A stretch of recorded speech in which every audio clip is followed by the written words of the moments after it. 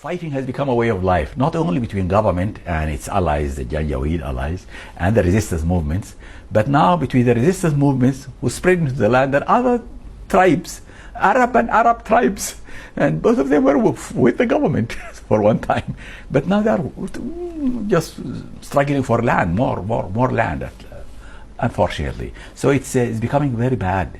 It's worsening every day, actually. Where would you lay the blame? Oh, centralization, actually. When you have a dictatorship, it means a monopoly of all power and all wealth.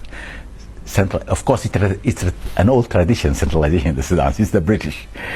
A bureaucracy here in Khartoum and a government here which is highly... all services are concentrated in Khartoum. But we did not go fast enough as awareness has developed in these areas to spread actually education and health and means of communication and roads and water supply, network of electricity and so on. That is the real problem actually for Darfur now. Americans have described what's happening in Darfur as a genocide. Do you agree with them? It's not a deliberate policy of genocide. You know, the government, actually, because the army rank and file is from Darfur, they can't fight their own people. Some of the Air Force people, they were asked to go and bombard, and they came back and said, well, these are only villages, we can't burn them down. There's no enemy there, no camps, no cars or tanks or anything. So they were sentenced against orders and jailed.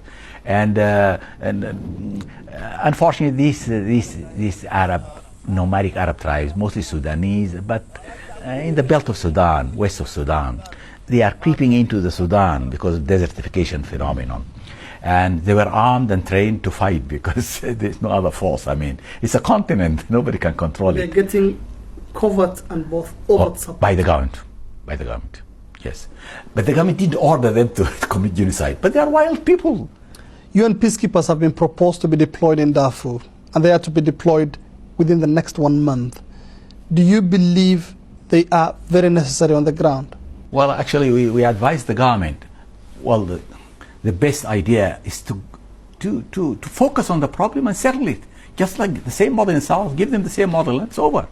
You don't need African forces. You don't need European or United Nations forces anymore. We don't need to exert, humanity to bring in their soldiers into a different country, different climate, and to die for us, actually. We could have settled it. But the government refused. They thought they would use force to settle it. They couldn't. They failed.